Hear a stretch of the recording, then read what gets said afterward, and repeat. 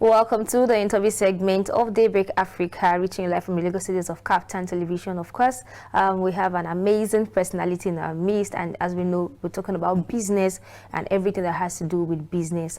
One important secret when it comes to dressing or when it comes to fashion is that an individual person, be it a man or a male or a female, must smell good as much as he or she looks good. So you must smell good. We know that, you know, the world or the country right now is not in a very, Nigeria is not in a very good state, and adding odor or body odor to it is not something that that should be part of the conversation, or should be part of, you know, the things that an individual should do. So we have a Perfumepreneur. She likes to call herself a Perfumepreneur, who is in our midst today, in the studio today, who will be discussing everything about the perfume industry and basically everything that has to do with it. She goes by the name Tolulope Olamide. Thank you so much for joining us. My pleasure. Thank you for having me. How are you doing this morning? Welcome. Thank you. You look beautiful. You look good. I love your wig. You know, from the cap to the wig. Yes, to the wig and everything. Thank you. And she just wore black and a touch of white. Yes. Like monochrome. Exactly. I know. Of course, this is, you know, black and shine, and she now black again. You're just giving it to us. I get it. Yeah, I understand. So let's today we want to talk about, you know, exploring the industry, the perfume industry, when it comes to, you know, the business aspect of it. We know many people say, I always see it on social media, like, oh, please, when you go to the gym, try to spray a perfume or something before going to the gym. The body odor, for some people, they can be inside, you know, a public transport system, and the next thing is, oh, they can, you know, probably just put out a tweet and say, I'm sitting beside somebody that has a very, you know, stench, like a very bad, you know, body odor and all of that. And many people have come and say, okay, use perfumes, use roll-on, use this, use that.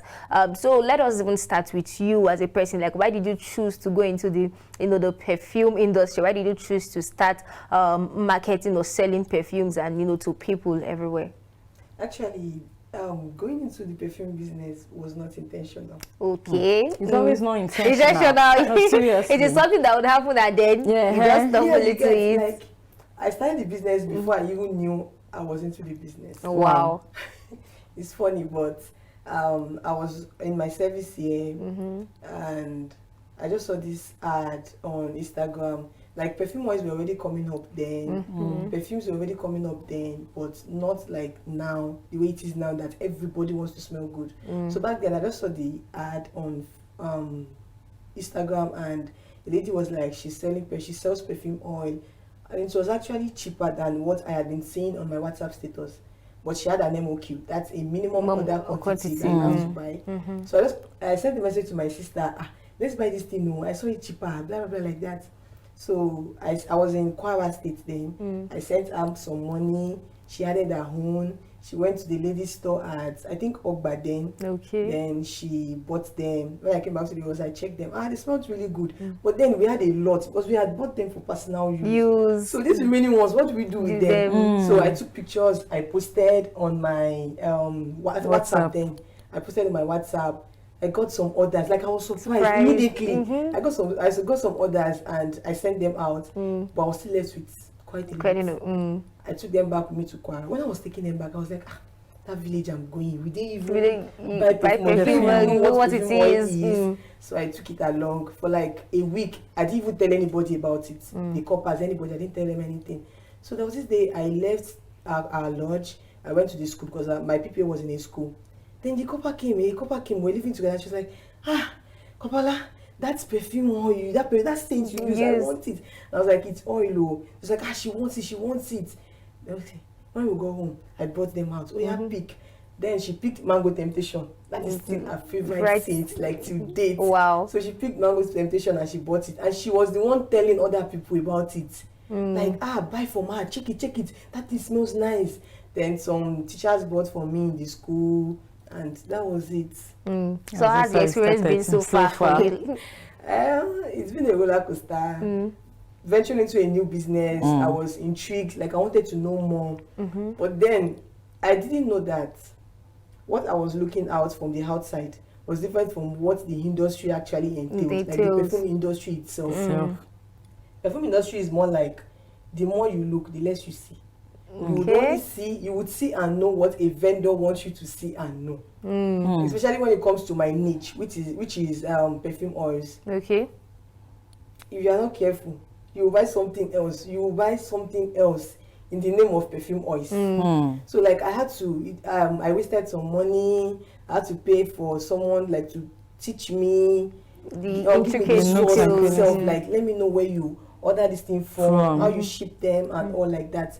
So I had to do that, and it's still a journey. We are still in it. Like you said, that you saw and had on Instagram and bought and all of that. So now there are so many people selling perfume oils, perfume. Yes. So many people. And I remember there was a time that these perfume oils were like a bit expensive, not on the eye side, but a bit expensive. And then later on, we started seeing people selling for 500, for 200, and all of that. And they will tell you that by the time you see someone selling on the eye side, you're like, I saw this person selling it, or it's not the same thing. They can even say 3 for 500. 3 for 500, exactly. So how do you market your products, and how do you deal with competitions in the industry? Yeah, I get. When I started, I struggled a bit because the person I said I paid only taught me like the source. Like the surface. Me to the source. Okay. Of where she buys and all like that. That was all. She didn't teach me the marketing part. I had to learn that on my own. Talking about paying, like how much did you pay this person? Then it was about 50K. Wow. I begged and begged and begged. Wow. Please, for me, I'm a couple. I just want something else to bring me money. She didn't. Because then everybody was guarding the secret. They don't want people to be too saturated. You understand what I'm saying? So now, basically, the thing is, when it comes to perfume oil, now as your money reach, designer perfume oils are sold in grades.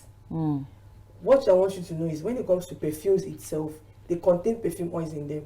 Okay. So if a designer perfume is sold for 240K, that contains about 10% of perfume oil, and they sell it for 240K. So when a vendor says, I'm giving you 100% perfume oil, you should have an idea of how much that is supposed to cost. So it is funny nowadays where you want a perfume oil and then you are willing to pay something ridiculously cheap. Yes, they are supposed to be affordable, but then not like ridiculously cheap. So the different prices you are seeing now are as a result of people trying to like make it affordable for other people. People cut perfume oils. If a vendor does not cut the perfume oil, the company, they cut it by themselves. They sell them in grades. So the same scent, let's say Creed Aventus, for example, the same Creed Aventus. Madam, what do you sell? Creed Aventus. What do you sell? Creed Aventus. What do you sell? Creed Aventus. You will buy yours for 200. She will buy hers for 1,000 naira. Wow. You will see the same thing, but they are not actually the same content. Okay, so when you say cotton, what do you really mean? Like, is it mixed with something else? Yes. Them with ethanol and some other things. Okay. So that means that obviously for very cheap perfume oils, make it cheaper and it has been definitely increased the quantity by reducing the quality.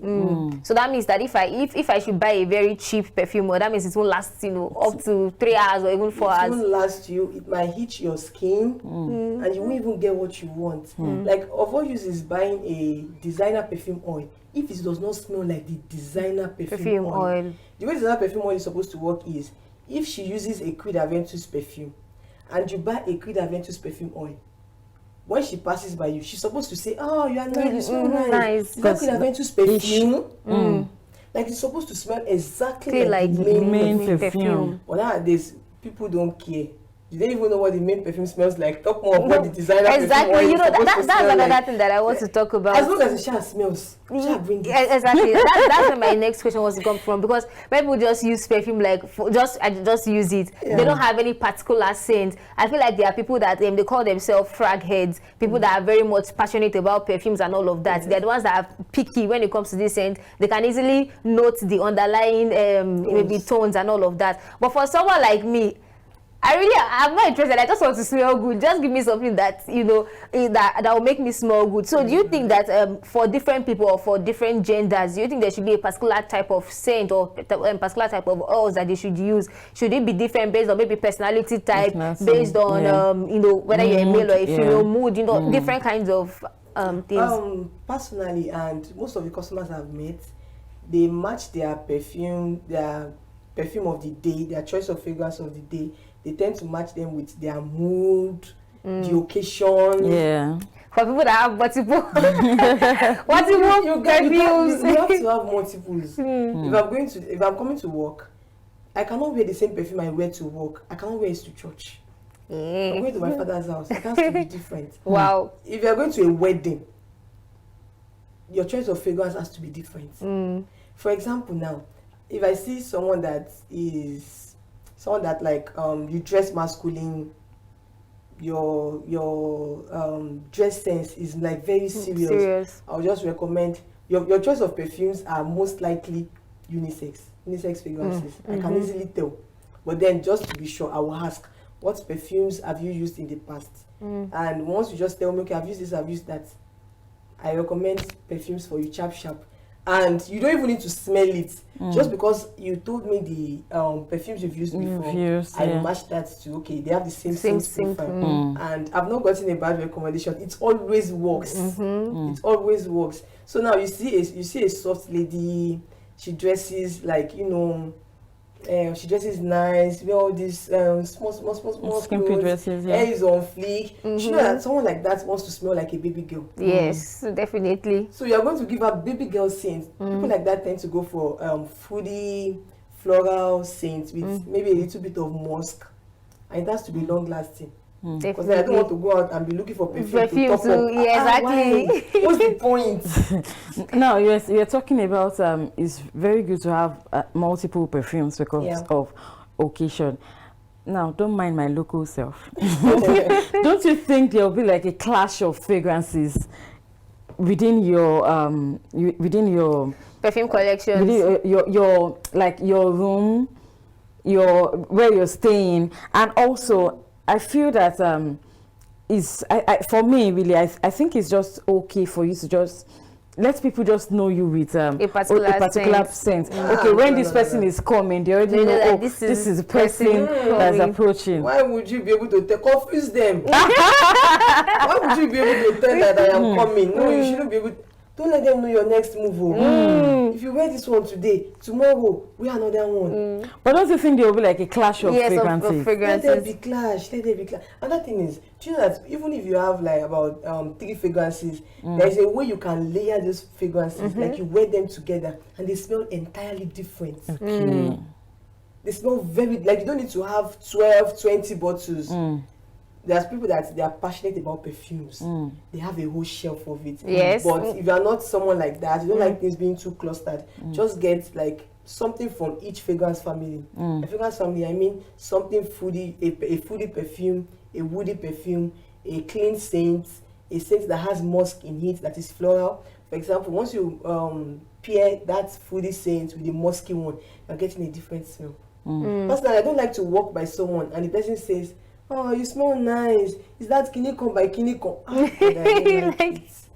So I like to be mysterious. Like, let them guess what I'm wearing.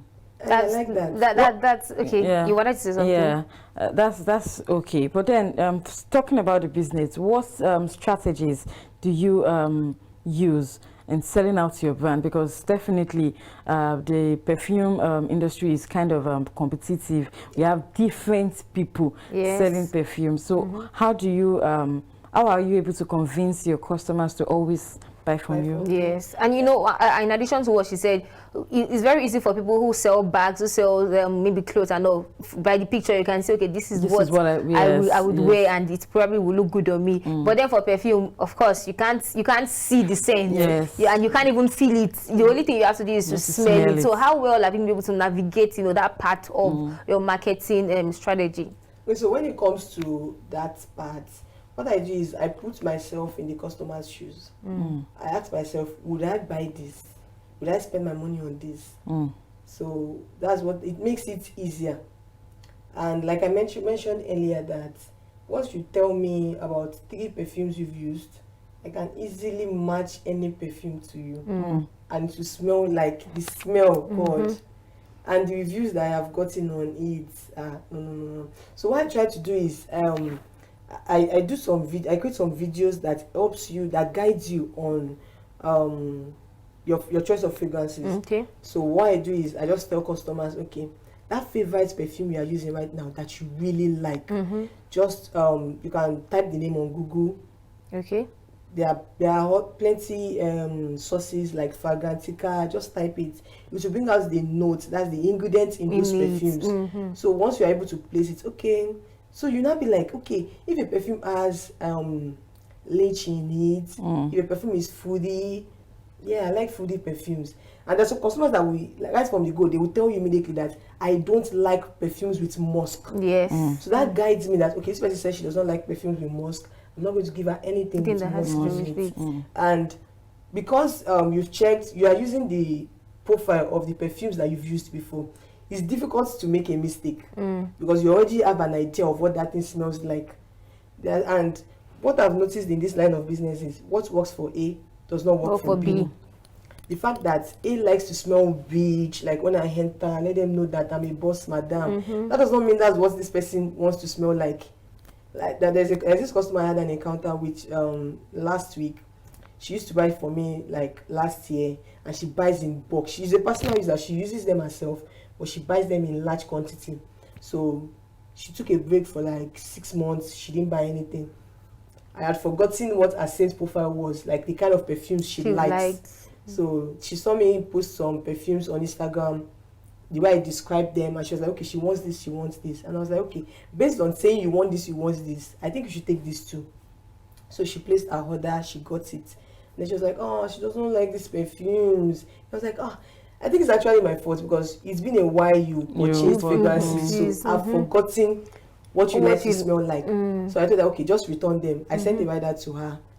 And the rider brought them back. Then according to her sales profile of what she used to buy, I selected fragrances for her. I gave her Ophelia Legend, Kayali, then Juicy Apple, and her feedback. She was so happy. She was so happy. And when I get customers that their purchase makes them happy. Happy, exactly. Because perfumes are not cheap. You are spending a whole lot. I want to be sure that you are getting value for the amount you spend. Okay. So, starting this business now, how much do you think is enough to start this business? Because naturally, some people will say they just want to start small, but still try as much as possible to be able to reach some number of clients, you understand? So how much do you think is possible for you to start? And of course, there are like different brands, there are different perfumes. You don't want to like just use a little amount of money to just buy maybe 1 or 2 different scents, because you want to have variety that people can pick from. The thing is, when it comes to perfume business, there is no amount that is enough to start with. If you have 3 million naira, you find out that it's not enough. It's not enough. So the thing is, the key is just start from where you are. And I think if you have about 20k upward, you should be able to get a combo of perfumes, perfume oil, body sprays, and like that's basically all you need to start. So it is when you now start that customers will now be like, oh, do you have this? You now be like, okay, this is what my customers like more. Okay. Because then it depends on the class of the customers. And some customers that they prefer perfumes, some prefer perfume oil. But if you've not started, there's no way you can tell what they will prefer. So it is when you start, they will be the one to tell you what they want. And that's what you focus on. Okay. Now you mentioned something from body sprays, perfume oils, then perfumes, like different variants like that. Do we have to use all of them? For some people, they'll say, oh, I prefer to use just body spray and maybe roll-on, and then I'm good to go. For some people, they prefer to use maybe roll-ons and oils, perfume oils, and they tell you they are good to go. So is it that we have to use all of those things? And is there a particular way to layer them? You start from maybe roll-on to your perfume, and I think I've heard people say that it's very compulsory for you to use roll-on. Like you need to, that roll-on is even very important than perfumes. Yeah, as regards the roll-on and perfumes, it depends on, is the roll-on an antiperspirant or a deodorant? Okay. Because there's a difference between antiperspirant and deodorant. I saw this lady explain this on Instagram, and it caught my attention. Like I understood it very well. So she said, you enter a toilet, the toilet is stinking. A deodorant, what a deodorant does is you enter the toilet and then you spray an air freshener, then you go. You've not addressed the roots of that smell. So what an antiperspirant does is you wash the toilet, then you spray it. That's you see some roll-ons, they have antiperspirant and deodorant. So what the deodorant does is it deodorizes that area so it does not smell. What the antiperspirant does is it blocks the bacteria that cause the odor, because it's bacteria that cause those odor. So once you get that part, it is easier. So when you, as regards the body spray, perfume oil, they all work hand in hand. So how I start my scent of the day is I use a spray, underarm spray, like antiperspirant and deodorant. I use my underarm spray. Then I have this creamy scented lotion I use. It's called Mox Tahara. I use that because it's so thick and sticky. It helps my perfumes and perfume oil to cling. Like they have something to cling on to. And you have to remember that when you're applying your perfume or perfume oil, it is important that you apply them on a moisturized skin. So that they have a good base, they have a good foundation to cling on to. So the next thing I do is I apply my body spray on my body. The parts that I feel will be open. When I do that, I apply the Mox behind my ear, my inner wrist, my inner elbow. Like those are my pulse points. The points that generate heat the most in your body. So once that is done, then I apply my perfume oil on top.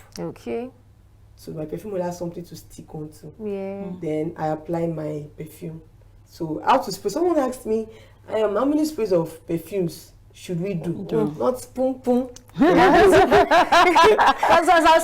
actually saw a video where somebody even sprayed into the air and jumped into it. I'm like, okay, from what expensive. No, you have to spray them strategically. Which reason? So this is how I do it.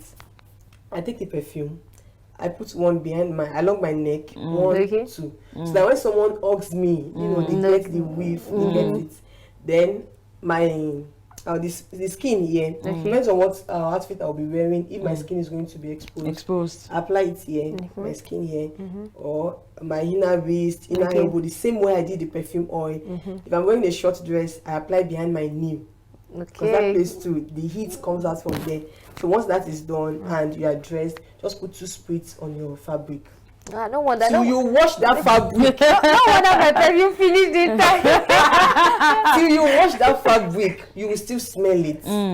You will still, if you come close to me 11 p.m. at night, I will still smell good. Okay, so you know, let's talk about the future of the scent industry. We see that, of course, while there are original products in the perfume industry, there are also people who push out fake brands. Fake perfumes and perfumers and so many things, even roll-on and deodorant and all of that.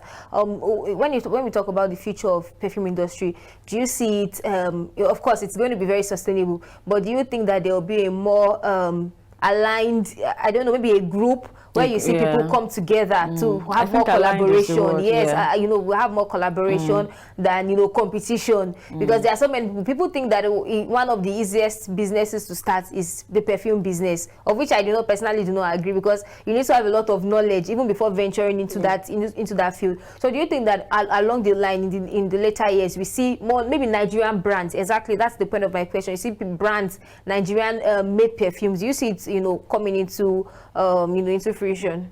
Yeah, there are Nigerian perfume formulators. I don't know that. See, I'm not. Like there are individuals that say, okay, I don't want what big companies are doing.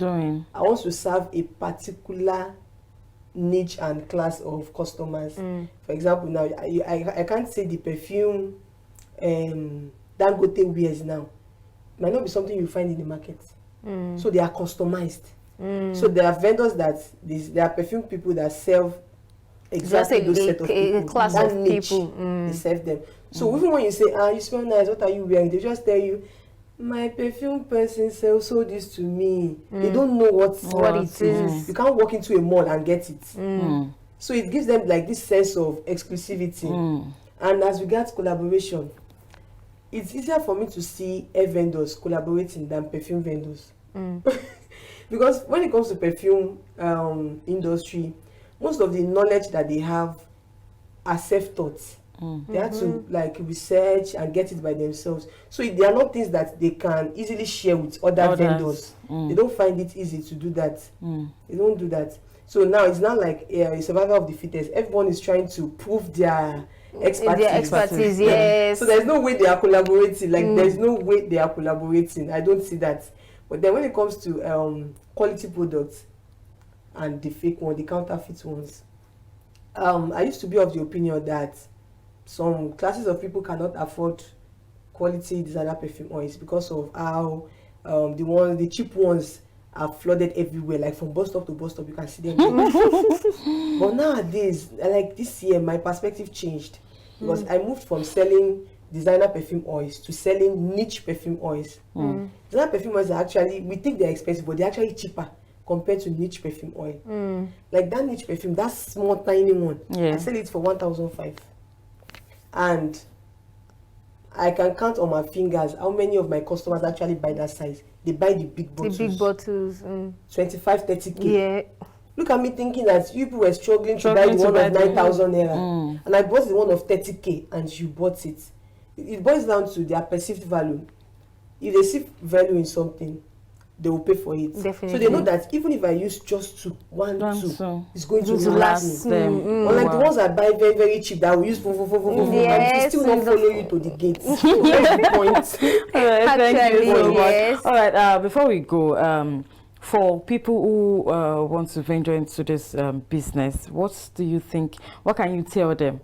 What should they know before venturing into the business? Because like you said, almost everybody is doing it, but for them not to just jump into it like every other person is doing it, what should they know? As a beginner in the perfume industry, one thing you should know is don't try to compete with others. There are perfume vendors that every day they ditch tips on their page. So if you are there trying to compete with them, there's no way you will learn from things like that. Just calm down. Gather small info here and there. Have a niche that you want to focus on. You can't serve everybody. You can't serve everybody. I have wholesalers that will come to me, okay, do you have this perfume? I'll say I don't have, and they will feel bad. They'll start looking for it everywhere. I say, it's not that deep now. Just stay with the customer. I don't have this one you want, but I have this one, and it's not similar to what you want. You can't serve everybody. And quality should always be a watchword. Even if people are getting a tiny perfume for 1,000 naira, let them get value for that. So when they get value from the one of 1,000, they will not be like, okay, let me buy something bigger from this person. Okay, someone says you smell nice. I have someone that sells it. Yes. Like, if you want an ad on Instagram, on Facebook, you still need effort to convert those people to buyers. But referrals, customers you get from referrals, they are the ones that do not even stress you at all. Because someone else has done the work of telling them about what you do. So it is effortless. Thank you so much. I wish you can go on with the conversation.